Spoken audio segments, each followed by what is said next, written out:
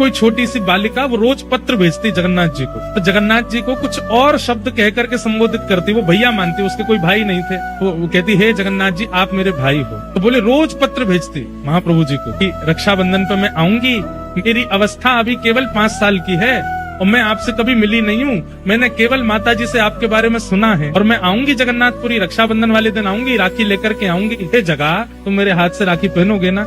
ऐसे बोले महाराज जी। वो रोज पत्र भेजती थी और हर पत्र में दिन लिखती थी, अब रक्षाबंधन में इतने दिन और रह गए, इतने दिन और रह गए, इतने दिन और रह गए। बोले मैंने वो पत्र पढ़े और पत्र पढ़ करके उनको पत्र वापस भेजा उसके निवास पे कि मैं मंदिर का ही एक अधिकारी पत्र लिख रहा हूँ, मैंने तुम्हारे सारे पत्र पढ़े और सब जगन्नाथ जी को अर्पित किए, रक्षाबंधन वाले दिन तुम आ जाना और मेरा दफ्तर यहाँ है, मेरे दफ्तर पे आके अपना नाम बता देना, फिर मैं तुम्हारा हाथ पकड़ के लेके जाऊंगा और महाप्रभु जगन्नाथ जी को राखी पहनवाऊंगा। बोले महाराज जी मैंने उसको पत्र लिख दिया। रक्षाबंधन वाले दिन मेरे को भी प्रतीक्षा थी कि वो एक छोटी लाली, उसके इतने पत्र आ चुके हैं, वो आएगी, उसको लेके मंदिर जाना है। तो बोले एक हमारा समय रहता है, हमको व्यवस्था देखने के लिए मंदिर में जाना पड़ता है, तो वो समय आ गया था, तो मैं अपने अधिकारियों को बोल गया कि एक इस नाम की कन्या आवेगी तो वो मेरा पत्र लेकर के आएगी, मैं उसको लेके जाऊंगा फिर मंदिर। बोले हम व्यवस्था देखने के लिए गए, व्यवस्था देख करके आए तो मैंने पूछा अधिकारियों से कि कोई लाली आई थी क्या छोटी?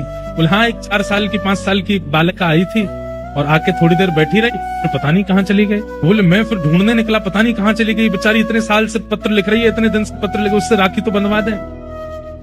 तो मैं जैसे ही दफ्तर से बाहर निकला वो आ रही थी, तो मैंने उससे कहा तुम वही लाली हो जो पत्र लिखती थी? उसका नाम पूछा तो बोले हाँ मैं वही हूँ। तुम क्यों नहीं रुकी, चलो मैं तुम्हें मंदिर ले चलूं, राखी पहनवा दूं। बोले मैं तो राखी पहनाया ही जगन्नाथ जी को, तुम कैसे पहना के आ गए? बोले आप यहाँ थे नहीं, मैं आई तो मुझे किसी ने कहा कि आप तो अभी गए, थोड़ी देर बैठो। और पता नहीं कहाँ से एक भैया आए बाहर से और मेरा हाथ पकड़ के, गोरे चिट्टे भैया बिल्कुल इतने गोरे। वो एडमिनिस्ट्रेशन वाले बोले मुझे लगा कि भाई हमारे उड़ीसा में सांवले होते हैं थोड़े, गोरा कौन आया?